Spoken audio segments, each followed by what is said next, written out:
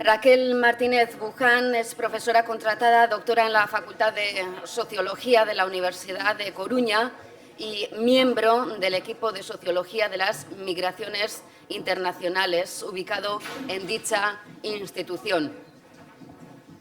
Bere ikerketa lerroaz ere hitz egingo dugu, bere ikerketa lerro nagusiak direlako nazioarteko migrazioen dinamikak, gizarte politika eta lan arloko zaintzaren eta familiaren soziologia. Sus últimas publicaciones, por ejemplo, vamos a nombrar alguna.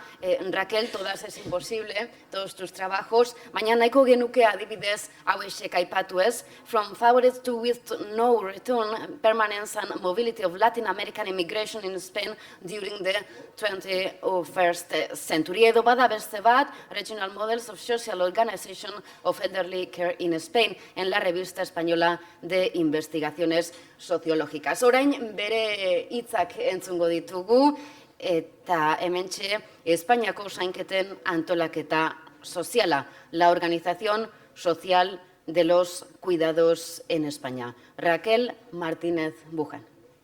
Hola, gracias. Buenos días a todo el público presente. En primer lugar, mostrar mi agradecimiento a los organizadores de este evento por la oportunidad o lo oportuno de este tema, de tratar este tema en un seminario, en unas jornadas sobre la organización social del cuidado, en un contexto de importantes cambios políticos, o eso parece al menos, que yo espero que también suponga, aunque sea un plazo más largo, un cambio en el modelo de sociedad y de la inclusión del tratamiento de los cuidados en la misma. Agradecer asimismo a Xavier Ayerdi, pues es la persona con la que he estado más en contacto para acudir a este evento, por confiar en mí en esta exposición, que además me ha tocado la primera exposición, la exposición como la inaugural, lo cual supone que cojo un público muy despierto a estas horas de la mañana y con mucho interés. Supone además que cojo también a algunos de los técnicos y políticos que trabajan sobre este ámbito dentro del Gobierno vasco, lo cual también es un aliciente y un reto y un desafío de la presentación que voy a realizar a continuación. Y además trata sobre algunos de los conceptos que más debatidos en las últimas 2 o 3 décadas en el ámbito de las ciencias sociales, como es el cuidado, qué es el trabajo de cuidados o qué es la organización social del cuidado, con lo cual, Xavier, gracias por este reto y este desafío teórico. Bien, la presentación que voy a realizar va a constar de una serie de reflexiones, en algún caso pues pueden parecer más teóricas, pero que yo creo que se pueden representar bien o podemos hacernos una idea de cómo nos tocan en nuestra vida cotidiana. Y una última parte un poquito más empírica en donde presento algunos resultados de cómo está cambiando el modelo de cuidados en la región en la que yo trabajo, en la que yo vengo, que es Galicia. Bien, de esta manera la organización social del cuidado en los... Voy a intentar a ver si con la tecnología... muy bien, funciona todo muy bien aquí perfectamente. En mi universidad nunca funciona nada de la tecnología, con lo cual estoy sorprendida. La verdad es que este tema es muy pertinente para tratar en un seminario a estas alturas, ¿no? en este momento político y social, porque el cuidado o el concepto del cuidado como tal está empezando a cobrar un interés fundamental en la vida social y empieza a ocuparlo de tal manera que en los últimos años o en las últimas décadas ha surgido una gran eclosión de análisis científicos sobre el cuidado, sobre este concepto y cómo debe de ser tratado no solamente analíticamente y empíricamente, sino también cómo debe de incluirse hacia un modelo de sociedad más inclusivo y más equitativo socialmente. Bueno, yo he puesto algunas o he mencionado algunas revistas científicas de gran prestigio internacional para que podamos hacernos una idea, y esto es solamente una mínima representación de esta eclosión de cómo el cuidado empieza a cobrar un lugar central en el interés de la vida social. Gender and Development, Feminist Economics, European Societies son algunas de las revistas internacionales que han escrito ya monográficos específicos sobre esta línea de trabajo de conceptualizar el trabajo de cuidados, el cuidado en sí o cómo se deben de organizar las sociedades para obtener una línea de cuidados más justa. Así también en España han surgido esta línea de investigación con fuerza. Yo creo que entre los ponentes que van a exponer entre hoy y mañana hay una gran representación. Perdón, me ha cogido un poco el frío en el avión.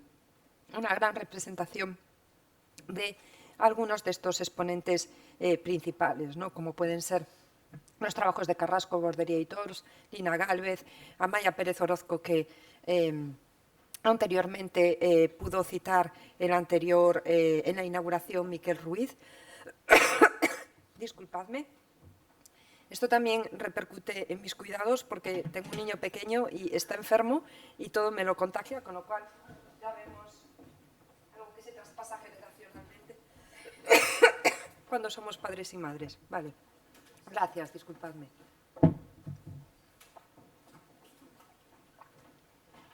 Bien, pues, como decía, todas estas líneas de volúmenes que anteriormente mencionaba Miquel Ruiz, a quien quiero felicitar también por su exposición inaugural, me ha gustado mucho.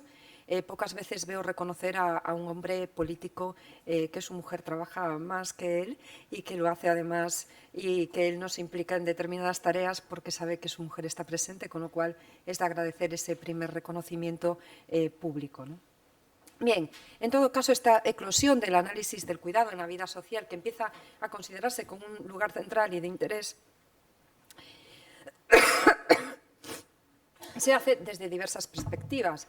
Se hace desde un enfoque de género, se hace desde las perspectivas de las políticas públicas y de las políticas sociales, también del mercado de trabajo y, sobre todo, se lo debemos a un campo de estudio que está surgiendo con fuerza en las últimas décadas, que es la economía feminista, que está poniendo o visualizando en el centro cómo el trabajo de cuidados y en sí misma la actividad de cuidar tiene que ser contabilizada como un centro de nuestra vida social.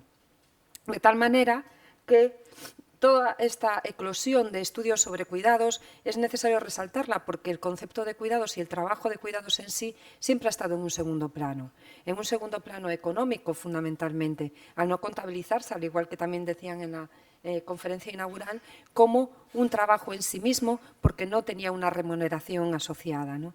Y entonces esta economía feminista sí en los últimos años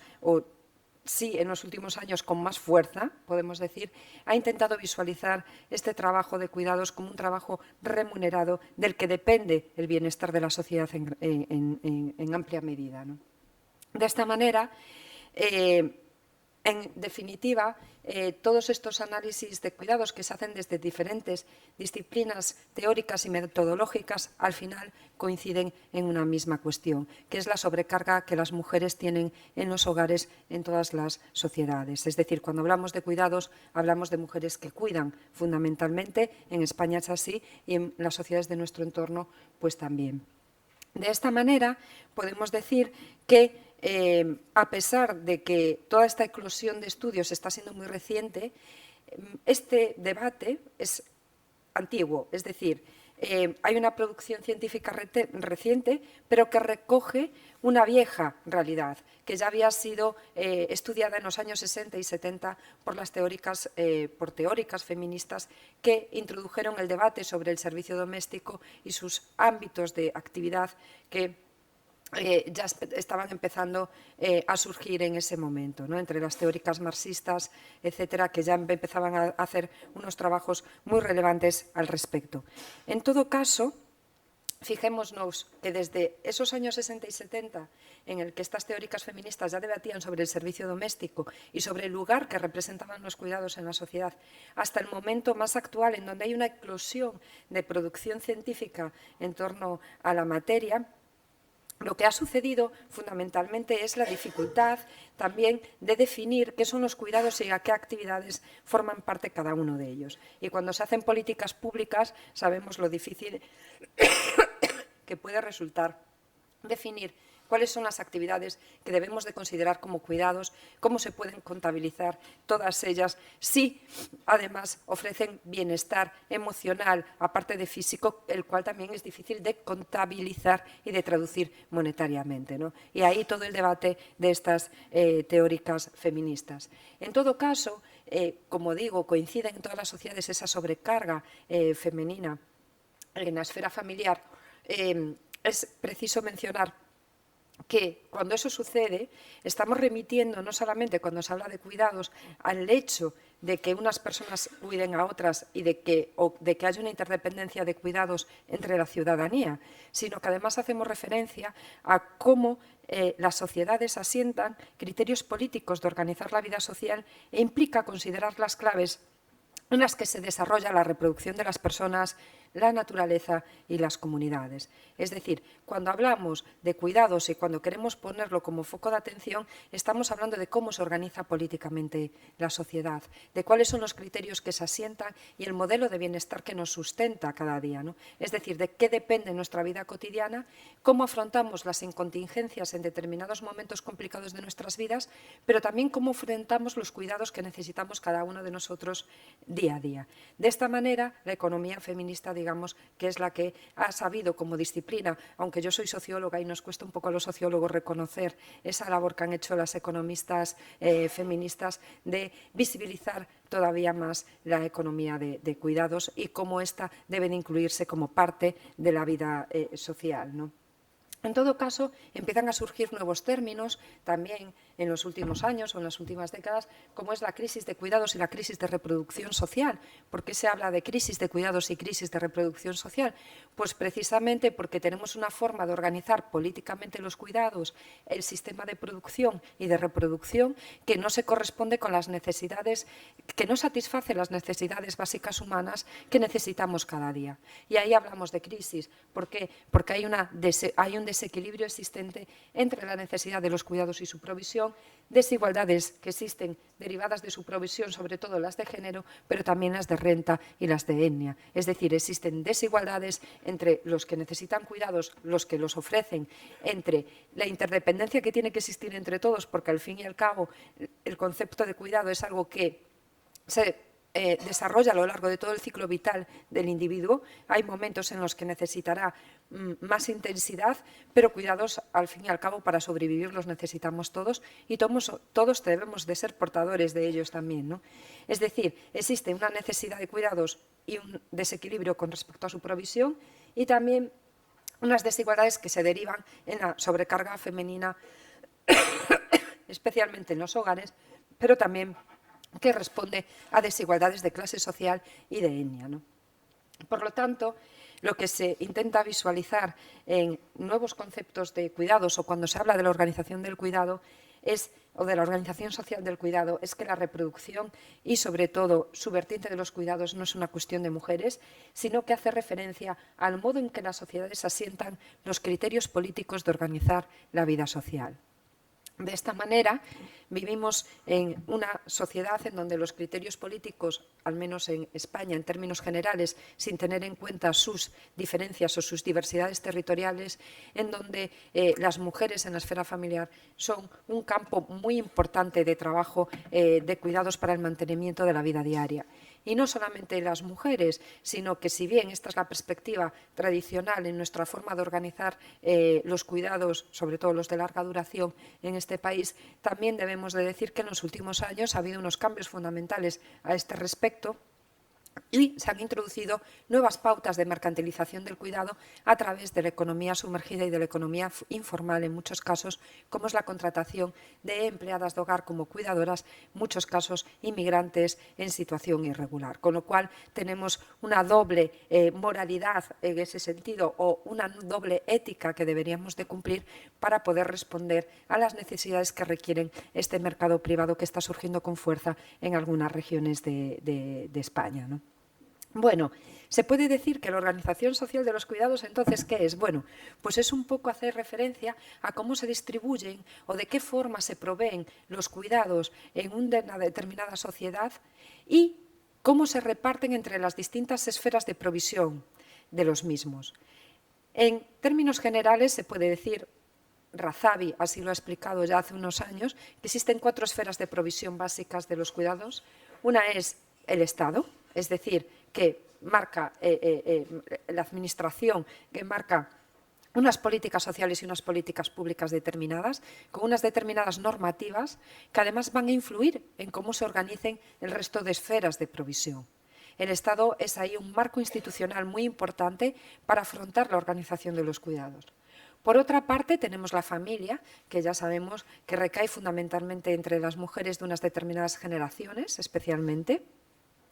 Tenemos el mercado, que hace referencia a las empresas privadas o también a las contrataciones privadas de las propias familias en sus hogares, al menos en el caso de España es así.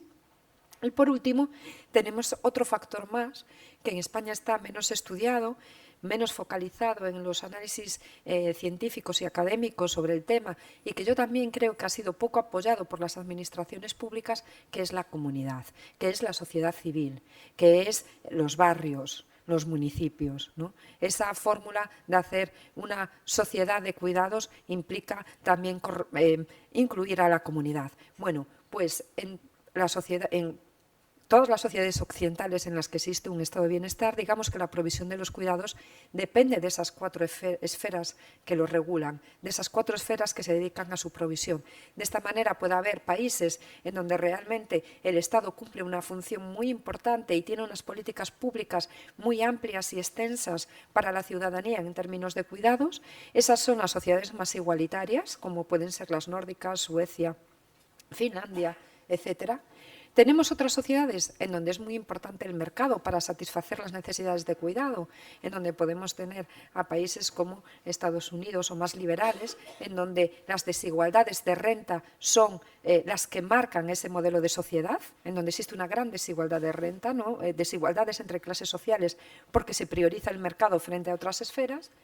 Existen sociedades, como es España y como que yo creo que también es el País Vasco, en donde la familia es el motor fundamental de esa provisión de bienestar, ¿no? Que es en el modelo en el que nos estamos incurriendo ahora mismo. Es decir, la organización social del cuidado hace referencia a cómo se reparte el bienestar entre las distintas esferas de provisión, las distintas palancas, y la palanca que vivimos ahora mismo es una sociedad en términos en los que la familia es el eje fundamental de los cuidados de larga duración y de los cuidados domésticos y de las actividades en los hogares para el mantenimiento de la vida diaria de los ciudadanos, ¿no? De tal manera que tenemos una sociedad en la que, voy a saltarme esto porque luego voy a retomarlo, tenemos una sociedad en la que fundamentalmente los cuidados de larga duración en el 85,7% de los casos son realizados por la familia sin ningún aporte externo, es decir, de manera individual, me refiero externo a apoyos estatales, etcétera, son muy minoritarios.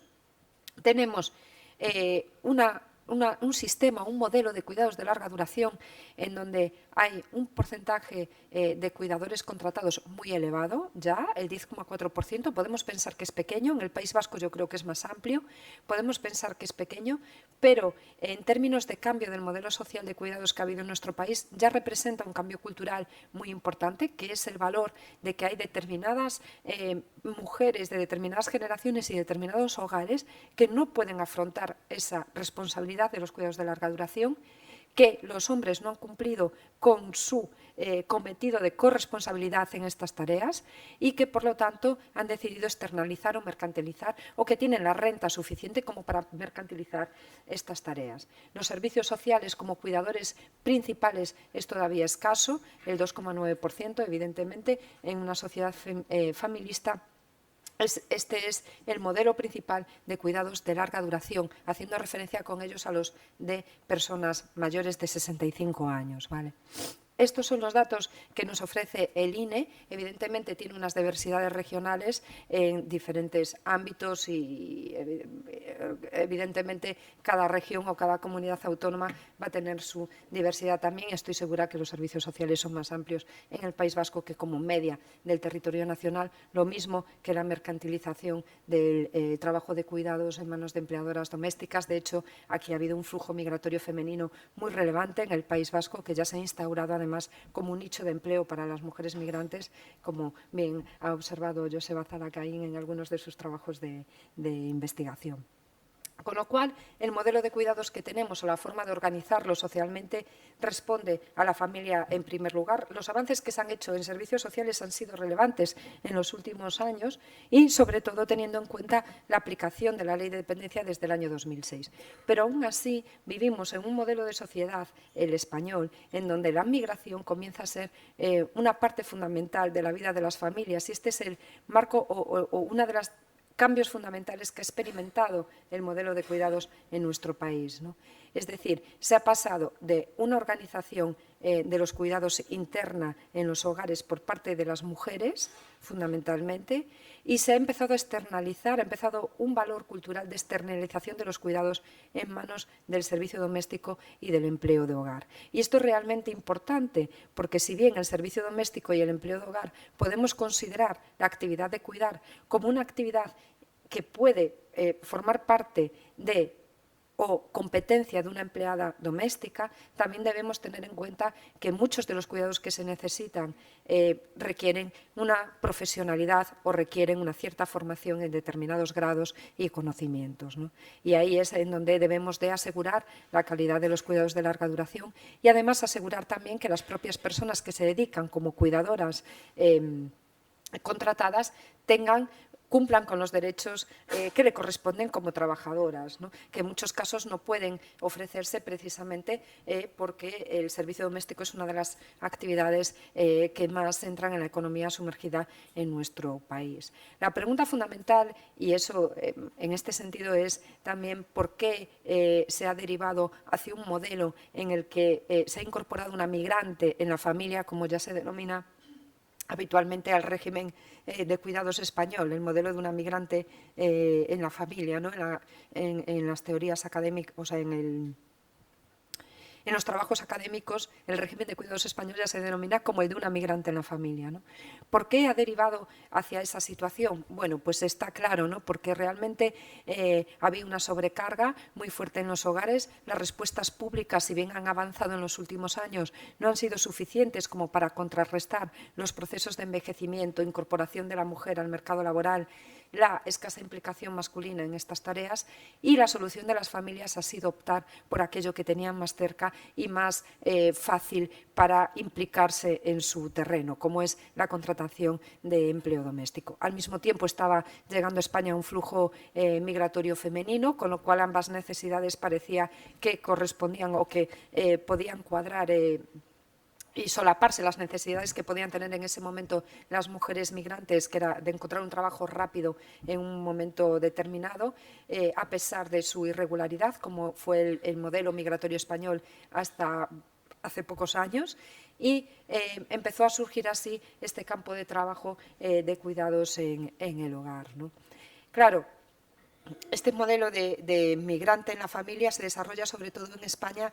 Fijémonos en una sociedad que poco ha debatido públicamente sobre este tema, con lo cual yo invito también al foro a que lo hagamos, a debatir y a reflexionar un poco cómo se ha incorporado este modelo de cuidados sin que exista grandes repercusiones o grandes debates públicos o políticos en la sociedad civil sobre este ámbito. Es decir, qué implicaciones tiene contratar a personas en situación irregular en nuestros hogares. Parece que es una figura silenciada. De hecho, la propia Ley de Dependencia no la recoge como una figura de cuidados a las empleadas de hogar, ¿no? Es decir, tenemos que avanzar un poco en este terreno y visibilizar esta situación también, que nuestro modelo de organizar socialmente los cuidados es básicamente la familia, la contratación en el mercado privado de empleadas de hogar y también los servicios sociales, ¿no? De tal manera que es necesario visibilizar, organizar y regular muchos de estos aspectos para que no se produzcan situaciones ni de injusticia ni de abuso o explotación, como en muchos casos se da en estos sectores de cuidados que requieren muchas horas de trabajo diario, ¿no? Claro, ¿en qué se diferencia nuestra sociedad en este terreno con respecto a otras de nuestro entorno? Pues que mientras en muchos países el servicio doméstico es prácticamente muy bajo, o el porcentaje de inmigrantes, de mujeres, de personas migrantes que trabajan en el servicio doméstico es muy bajo, mientras que en España tiene unos de los más elevados de nuestro entorno europeo, ¿no? Se calcula, según datos de la OCDE, que en el año 2011, que el 15% de la población migrante está trabajando dentro del servicio doméstico, cifra que es solamente superada o igualada por Italia en un 17%. Y cuando nosotros vemos en qué trabajan población migrante en otros países en donde el Estado es el foco de la organización social de los cuidados, el trabajo de salud y servicios sociales sobresale por encima del servicio doméstico, ¿no? Es decir, existe una regulación más acentuada de estos aspectos en donde es un modelo de cuidados más justo y más equitativo socialmente, precisamente porque lo incorpora como parte del estado de bienestar y no como un modelo regulado de cuidados en donde las familias se las van arreglando como pueden en cada momento, sin demandar además amplias cosas o amplias directrices a los gobiernos públicos. ¿Por qué? Pues porque el trabajo de cuidado se ha naturalizado de tal manera entre las propias mujeres y entre las propias familias que cuando una persona, fundamentalmente la mujer sobre la que tendría que recaer los cuidados en los hogares, no pueda afrontarlos o el hogar no pueda asumirlos, de manera silenciosa y tranquila en su hogar, decide negociar una nueva dinámica de cuidados en la que se incorpora un cuidador externo. Y esto lo hace sin demandar públicamente, sin hacer grandes revoluciones, sin ir a la calle y protestar y sin demandar al Estado más implicación en esta tarea. ¿Por qué? Porque se ha naturalizado que es un trabajo suyo y los valores culturales femeninos sobre el cuidado implican que si alguien lo externaliza existe una enorme culpabilidad en ese terreno porque consideran que es algo que deben de hacer por sí mismos sin que otras personas ocupen de ese cargo. Se silencia además también por parte de los mayores que tampoco quieren ser cuidados por una persona que no sea ajena a la familia, es decir, un valor de cuidado muy familista, ¿no?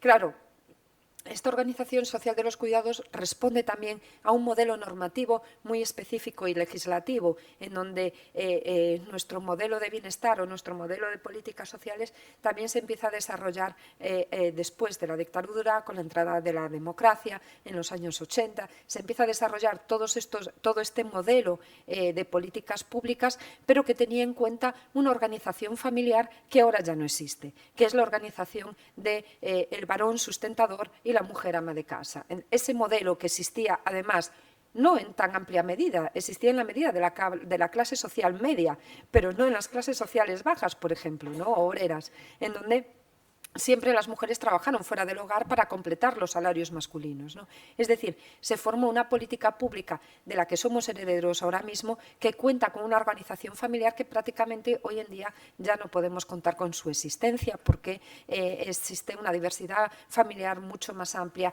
unas trayectorias profesionales que ya no desean ser abandonadas y un régimen de cuidados que debe de implicarnos a toda la ciudadanía y no únicamente considerarse un hecho privado en los hogares, ¿no? Bueno, yo voy a presentar ahora una última cuestión sobre la ley de dependencia que sí me parecía interesante tratarla cuando se habla de organización social de los cuidados, porque realmente en nuestro país en las últimas décadas lo que podemos decir, o en la última década, los dos cambios fundamentales sobre la organización social de los cuidados vienen dadas, por una parte, por la incorporación de mujeres migrantes al cuidado en los hogares privados, contratadas como empleadas de hogar, y por otra parte los cambios normativos que ha introducido la ley de dependencia, que fueron realmente muy relevantes en su momento.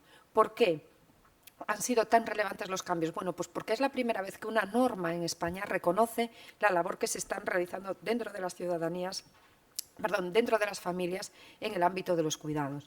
Es la primera vez que pone en evidencia de forma pública y escrita que es necesario que exista un cuidado como un derecho social no vinculado al empleo, que era como se hacía habitualmente la política social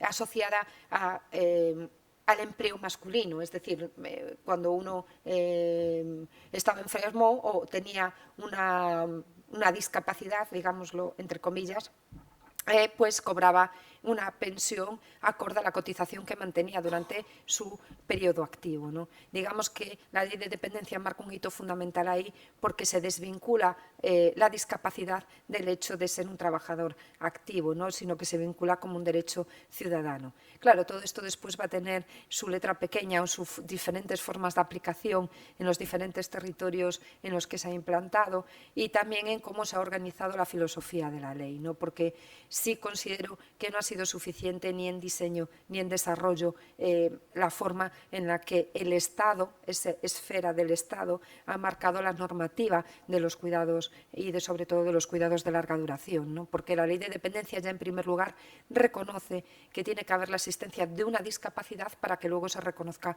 una dependencia, con lo cual hace referencia a cuidados eminentemente de personas mayores, enfermas o con una discapacidad, pero no reconoce el derecho a esa, no incide en la socialización de los cuidados que tanto se proclama desde la economía feminista o desde las personas que trabajamos en el ámbito de los cuidados, ¿no? Reclamamos una socialización del cuidado que implique a toda la ciudadanía y que implique también perdón, a las comunidades locales, ¿no? En los últimos 2 años hemos estado realizando desde la Universidad de La Coruña una evaluación de la aplicación de la Ley de Dependencia y también en Galicia, en el territorio de Galicia. Esto es importante señalarlo porque tiene una enorme variabilidad territorial y la realidad que se vive en el País Vasco no es la misma que que se vive en otras regiones del entorno o en otros desarrollos territoriales, y también los condicionantes o cómo se ha modificado su aplicación a partir de la introducción de las medidas de austeridad y de estabilidad presupuestaria que han tenido lugar en los últimos años y cómo eso ha repercutido en un nuevo modelo de organización social de los cuidados, ¿no?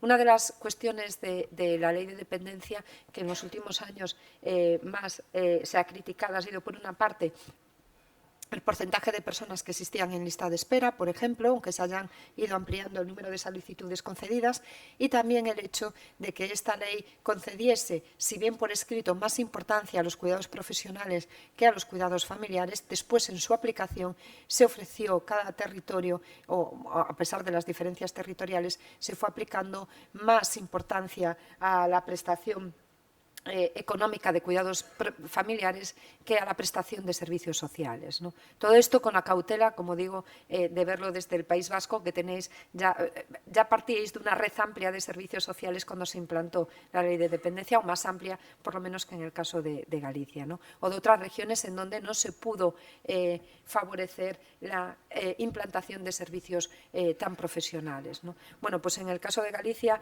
eso también había sucedido, ¿no? Y se ve con claridad en los datos. La prestación por cuidadores económica para cuidadores familiares, si bien correspondía al 54,6% en el año 2010, en el 2014 ya era del 26,8%. Es decir, la propia norma o el marco normativo que rige o que va a regir en gran parte la organización social de los cuidados va a incidir en cómo se organicen las familias. Por eso es muy importante la labor que realizan o que realizáis los técnicos y los políticos en servicios sociales, porque afecta a la vida cotidiana de las familias las decisiones que se toman y cómo se apliquen los servicios y con qué criterios, ¿no? De ahí su relevancia. Bueno, pues la prestación económica para cuidados familiares ha bajado muchísimo y lo mismo ha subido la prestación de ayuda a domicilio, que digamos que era la que estaba también más en desuso en Galicia o no se le había dado tanta preponderancia en los últimos años. De tal manera que en la actualidad ya tenemos casi como un 50 y un 50% de prestaciones concedidas en servicios profesionales como la ayuda a domicilio y en prestación económica de cuidadores familiares, ¿no? Se ha ido igualando. Ahora bien, ¿cómo se ha hecho esta igualación? Pues claro, tenemos que tener cuidado pues cómo manejan la política pública o cómo manejan los técnicos hacedores de política la aplicación de las leyes que se desarrollan a nivel nacional, ¿no? Porque luego tienen sus especificidades en los territorios, ¿no? Y en este sentido, bueno, pues desde la Xunta de Galicia se considera que el sector se está profesionalizando a pasos agigantados, precisamente porque hay una mayor prestación de ayuda a domicilio que de cuidados, que prestaciones económicas en los hogares, que era lo que se había desarrollado en primer lugar, y que eso además se consiguió a través del último gobierno, del gobierno que está ahora en la Xunta de Galicia, se ha hecho a través de ajustes en la gestión, mejorando algunos aspectos y mejorando la gestión de los centros, y todo ello además recortando el presupuesto global, es decir, menos dinero pero más servicios profesionales, porque antes estaba mal organizado y ahora es mucho más eficiente y más racional la organización que ha llevado a cabo la Xunta de Galicia, ¿no? Esto nos lo dice en la entrevista que hemos realizado en la Subdirección Xeral de Dependencia, ¿no? Claro, es importante tener en cuenta que este discurso político en algunas cuestiones está bien pues hacerlo pues no sé, en determinados momentos o en determinados ámbitos, pero es peligroso si no se acompaña de datos reales o de la información que tienen los técnicos que trabajan cada día con las prestaciones y las otorgaciones de estos servicios, ¿no? Por ejemplo, ¿qué es lo que pasó realmente? Bueno, pues lo que ha pasado es que se han concedido más servicios de ayuda a domicilio, reduciendo la intensidad y reduciendo la cobertura únicamente a grandes dependientes. Es decir, sí, vamos a dar menos financiación, porque la ley de dependencia, de los grandes problemas que ha tenido, no solamente su diseño y desarrollo, sino también la financiación con la que ha contado, que el próximo ponente hablará sobre este tema. Es decir, se ha reducido la intensidad y la cobertura de los servicios de prestación profesional, que hace que todo dependa del apoyo familiar que se tenga, tal y como nos dice la directora de la Oficina Municipal de Atención a la Dependencia en el municipio de A Coruña, ¿no? Con lo cual hay que tener cierta cautela cuando se definen estas políticas públicas. ¿Esto qué supone? Pues que hay un modelo más feminista todavía, a pesar del discurso de profesionalización. Es decir, que si queremos incluir a los cuidados como forma esencial de vida, como centro del análisis de nuestra vida social, como parte única que nos configura como humanos y que nos otorga la satisfacción a nuestras necesidades básicas, lo estamos haciendo realmente al revés, porque lo que tendemos es a ir hacia un modelo más familista y más privado, ¿no? Cuando hay que racionalizar los gastos públicos, ¿no? Además, se reducen las cuantías de las prestaciones económicas también, ¿no? También es importante saberlo, que cada vez es menos el dinero, pero otra parte de esta cuestión es que también a veces, o por lo menos en el municipio de A Coruña, teníamos muchas dificultades o hubo muchas dificultades para priorizar los recursos que los propios personas receptoras de los mismos iban a recibir. Es decir, no solamente estamos hacia un modelo más privado en los hogares, ¿no? Más reducido al ámbito familiar, que es lo que no queremos, ¿no? Supuestamente para tener una sociedad más equitativa y más igualitaria en términos de género, pero es hacia dónde vamos, y además vamos hacia una sociedad que tiene menos en cuenta lo que desea la persona que va a recibir un servicio público, ¿no? Por ejemplo, en el caso de A Coruña, si una persona ya contaba con un servicio social previo, pero imaginemos una residencia de ancianos o una institución geriátrica, imaginemos que pide un recurso o un servicio de la ley de dependencia y se le otorga otro distinto, que no es el que ya tiene, que no es una residencia, sino que es otro, pues un centro de día, imaginemos, ¿no?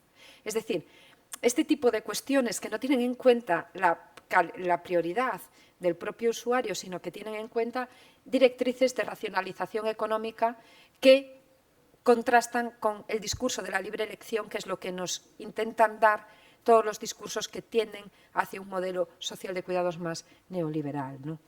Bien. Otra de las cuestiones que también ha reducido un poco los derechos o que ha introducido dificultades en el marco normativo para tener una organización social de los cuidados más equitativa ha sido la introducción del copago, que ha provocado la exclusión voluntaria, la exclusión del sistema de manera voluntaria por parte de algunas personas o de algunos usuarios, tendiendo ahora hacia un modelo, además, pues asistencial más residual, ¿no? En algunos casos, los copagos, en el caso, por ejemplo, del municipio de A Coruña, es elevado para algunos servicios, que hace que pensiones medias de 770 euros tengan que tener un copago del 30% del servicio para el servicio de ayuda a domicilio, por ejemplo, ¿no? Es decir, que hay que tener un poco más de cautela cuando definimos algunos de estos servicios sociales, ¿no? Y Por último, dos cuestiones más de las nuevas tendencias de la Organización Social de los Cuidados por lo menos en Galicia, o lo que está sucediendo ahora en mi comunidad autónoma, que ha sido la incorporación silenciada de la mercantilización de los cuidados mediante el servicio doméstico. Esa esfera o esa figura que no se incorporó en la ley de dependencia, se hizo caso omiso de su existencia, no se consideraba necesario incorporarla ni regular sus contrataciones, pues en los últimos años ya se permite que en las prestaciones económicas otorgadas a cuidados familiares se incluya el contrato de un cuidador empleado de hogar como justificante de los gastos que supone el cuidado de larga duración y justificar los gastos de esa ayuda que se ofrece a los cuidados en las familias, ¿no? En definitiva, tendemos hacia un modelo más feminista, un poco más residual y asistencial, intenta incorporar de una manera muy silenciada esa mercantilización, ¿no? Aceptando, por ejemplo, los contratos de las cuidadoras para justificar los gastos que se realizan a partir de la prestación económica de cuidados familiares, y se tiende, además, por último, hacia un modelo más privatizador mediante empresas privadas cuando se otorga libranzas vinculadas al servicio, prestaciones económicas vinculadas al servicio, en vez de otorgar el servicio en sí mismo cuando este no es suficiente, que está bien, no es una crítica a la existencia de este modelo de cheque-servicio, pero a veces inhibe, ¿no?, el desarrollo más profesional y que es además más caro para las propias familias, ¿no? En definitivo, y como conclusiones, porque se me está ya superando el tiempo, creo que para la nueva organización social de los cuidados que pretendemos hay que superar algunos conceptos de la ley de dependencia, intentar fomentar la interdependencia y no la dependencia asociada a una discapacidad, el fomento de servicios que no perpetúen el trabajo familiar de cuidados y que tengan una financiación adecuada para que puedan extenderse y ampliarse, apoyar soluciones colectivas que transformen la organización social de los cuidados, lo que implique a la propia comunidad. Ya hay iniciativas en algunos ayuntamientos, en Barcelona, en Coruña todavía no se han realizado, pero yo creo que en los próximos años sí se harán, de cuidados de personas mayores por parte de la comunidad, de proyectos más comunitarios que implican al barrio y a los vecinos. Y, por último, tender hacia una socialización de los cuidados que impliquen su organización más equitativa e igualitaria. Y en este terreno termino mi exposición para dar paso a un debate de unos 15 minutos, si está de acuerdo la organización del evento. Precisamente, y muchas gracias, Raquel Martínez Buján, nos invitabas, ¿no?, a esa reflexión, a ese debate, ¿no? Decías que todos los análisis están de acuerdo en eso, en la sobrecarga que tienen todas las mujeres en las sociedades, ¿no? Apuntabas a los años 60, 70 y hablábamos de qué es el cuidado, ¿no? Haciendo referencia al diamante del cuidado, Estado, mercado, familia, comunidad, en España hablábamos de esa familia, ¿no? Que la familia es el motor, sobre todo en esos cuidados de larga duración. Es un dato importante, ¿no?, el 85,7 que apuntaba Raquel. Hablando de los empleados, en cambio, 10,4, aunque decías que era muy importante, ¿no? Y hablábamos de esa calidad, de esos derechos y, sobre todo, de ese modelo de una sociedad, pues bueno, vamos a decir, donde hay esa migración, ¿no?, migrante en la familia, necesidades de familia, tenemos también ese flujo migratorio. Podríamos reflexionar sobre qué implica o supone eso, ¿no?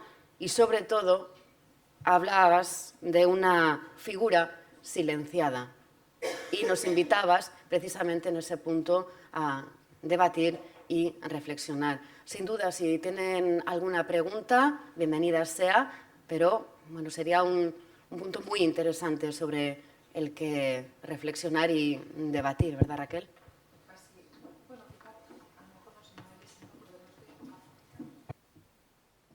Sí, así es, así que aquí estoy dispuesta de pie para recibir las preguntas o comenzar un poco la discusión, ¿no?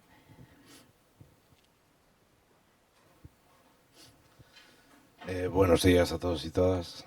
Hola Raquel, yo quisiera conocer si hay datos relativos a la incidencia que tiene la participación social ciudadana o el voluntariado en materia de cuidados. ¿O qué opinión le merece esta otra vía? Sí. ¿Voy contestando una a una o hacemos un...? ¿Sí? Bueno, pues mira, es muy interesante la pregunta que haces porque realmente no tenemos grandes informaciones sobre cómo grandes informaciones, o sea, una información estadística que nos ofrezca un dato, ¿no?, que nos pueda decir cuál es la participación de los voluntarios o de la sociedad civil en la participación del trabajo de cuidados, ¿no?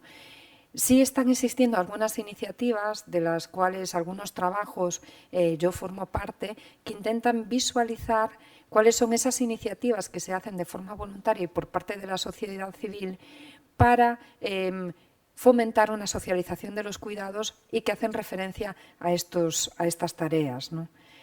En España todavía es un ámbito incipiente de trabajo y hemos pedido desde la Universidad de La Coruña un proyecto de investigación sobre este tema para poder averiguar y poder dar más firmeza a cuál es la participación de este sector en el trabajo de cuidados, ¿no? No sabemos si nos lo van a conceder o no, porque todavía está en valoración, pero no tenemos unos datos muy fiables. Pero sí hay algunos textos y algunos autores que sí trabajan mucho este tema, como puede ser Vicente Marván, que ahí puedes encontrar alguna información relevante, ¿no? Pero no existe una información estadística al respecto. Ahora bien, es un tema muy relevante y que yo creo que es el que más se tiene que fomentar en los próximos años para hacer una organización social de los cuidados más justa y más equilibrada, ¿no? Y de mayor calidad también, porque al final si no se socializan y si no nos implicamos todos como agentes, no ya como voluntarios específicos en determinadas organizaciones, sino como parte de nuestra vida diaria, pues tampoco tiene mucho futuro, otro modelo de cuidados, ¿no? Otro modelo de sociedad.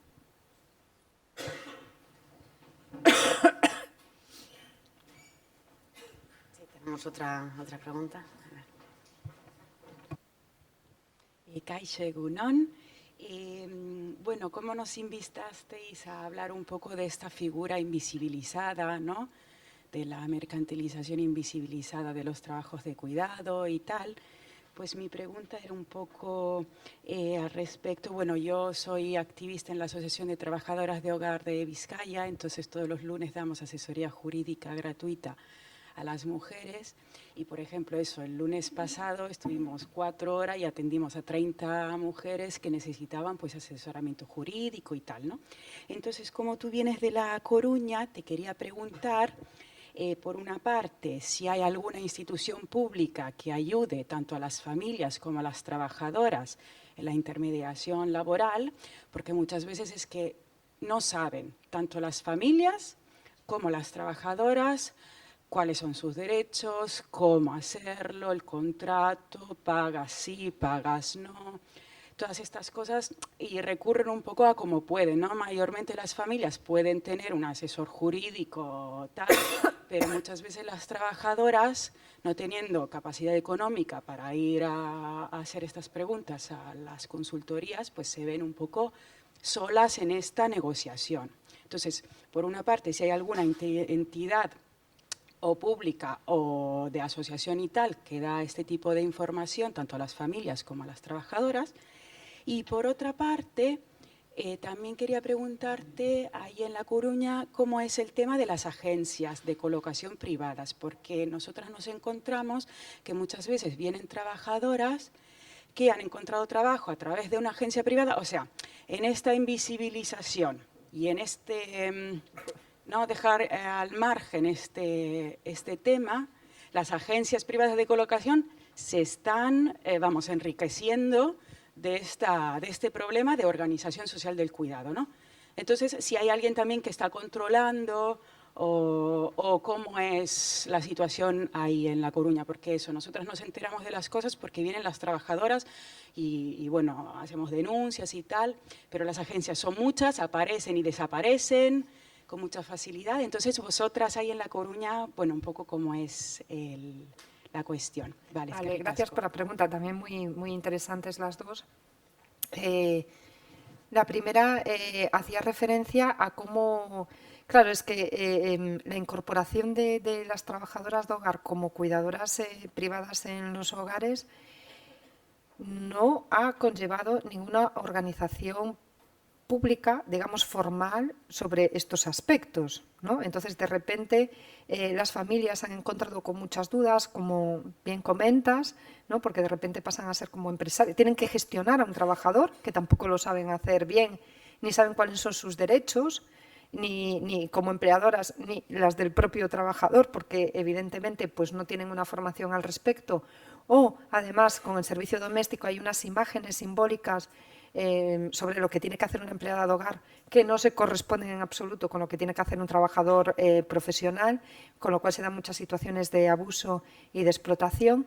Y por otra parte, las propias trabajadoras pues, pasan a formar parte de un ámbito, su ámbito de trabajo pasa a ser el hogar privado de otra persona que también es ajeno a las inspecciones de trabajo y por lo tanto tiene que lidiar, ¿no?, con una relación laboral y familiar, ¿no?, al mismo tiempo, ajena, de las que son ajenas, ¿no?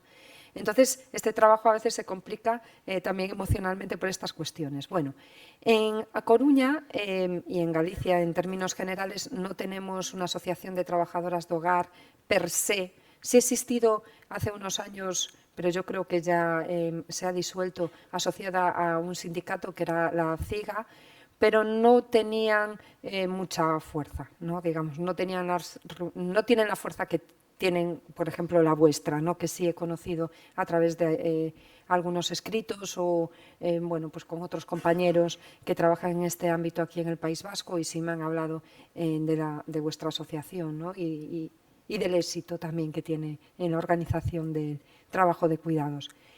Lo que ha pasado en Galicia es que ha sido un ámbito un poco muy reservado a la Iglesia Católica, ¿no? Sabemos que la Iglesia Católica también ha sido la que tradicionalmente ha organizado el trabajo doméstico en España. Bueno, pues en Galicia hay una congregación que yo creo que aquí también existe, que es la de las hermanas...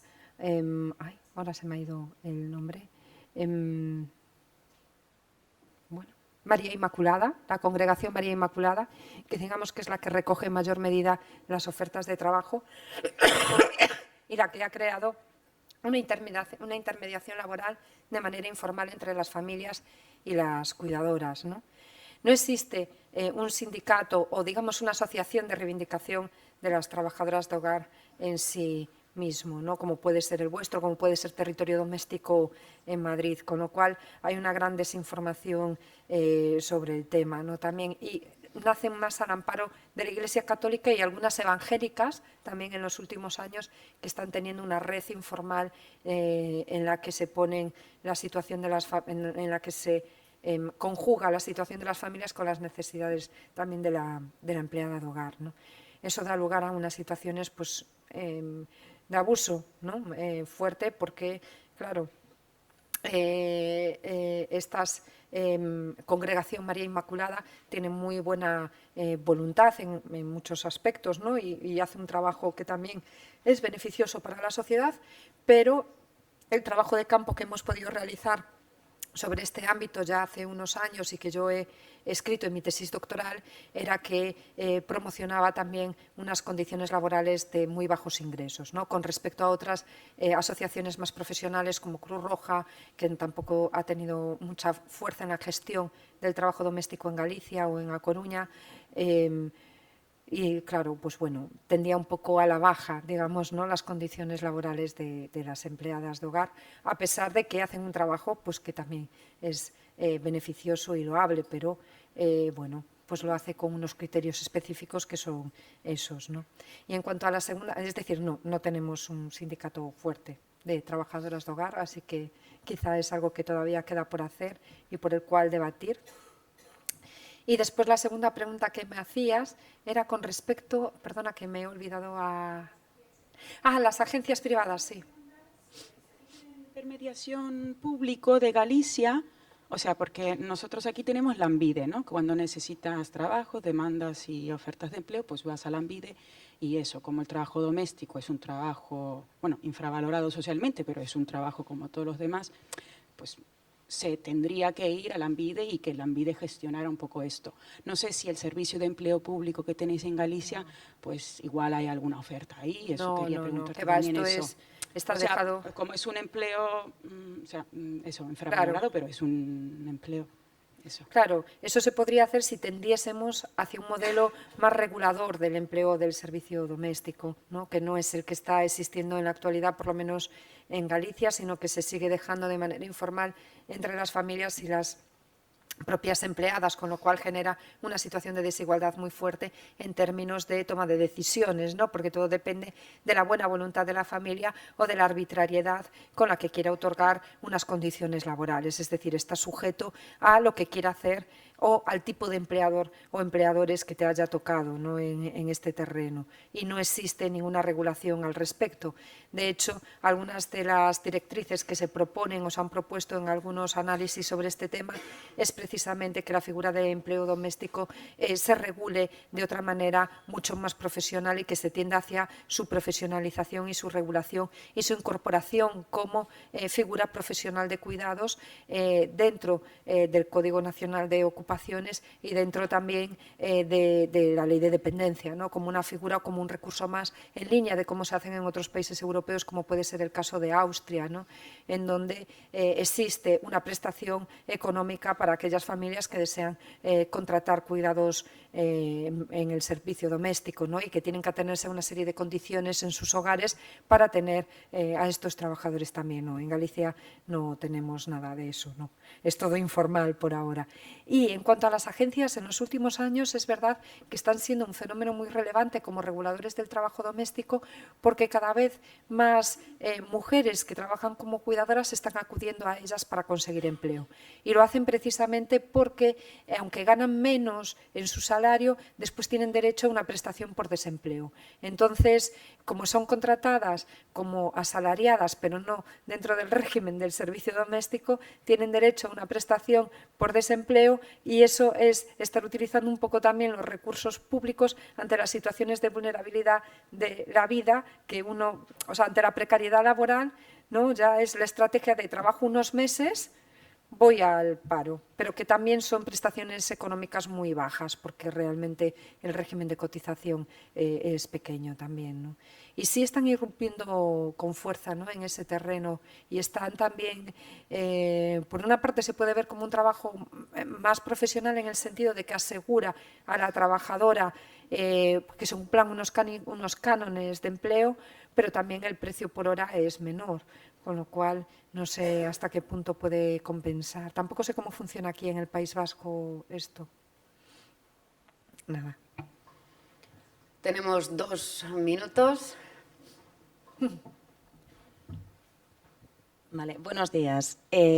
Has mencionado antes los flujos migratorios al País Vasco, que en la última época son muy femeninos, y has mencionado estudios de Joseba Zalacaín y demás. Entonces, en relación a eso, me gustaría preguntar si consideras que la llegada de esos flujos migratorios que llegan con ese perfil más femenino venían porque, o han venido porque tienen hueco y se adecúan a nuestras necesidades, o que en este caso serían las del cuidado y lo doméstico, o ha sido casual su llegada y han visto oportunidad de empleo fácil, rápido en ese nicho. No, yo creo que es la primera opción que me planteas, es decir… ¿Causalidad, entonces? Causalidad, no. Es decir, perdón. que están asociadas a la existencia de un nicho y un mercado de trabajo en el País Vasco asociado al trabajo de cuidados. Es decir, no es una casualidad, no es que de repente llegasen muchas mujeres y viesen que ahí hay un terreno por explotar y copasen una actividad que estaban ocupando anteriormente otros trabajadores, no.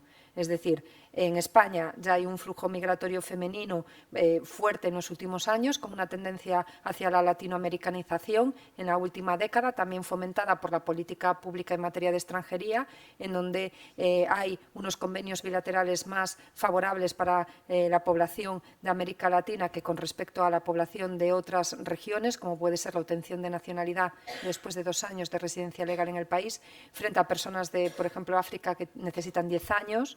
En las últimas regularizaciones que han existido, por lo menos la población de América Latina ha sido la que ha obtenido un mayor número de expedientes de regulación de empleo, y ha coincidido además que la población de América Latina en eso sí es más feminizada en las primeras llegadas, ¿no?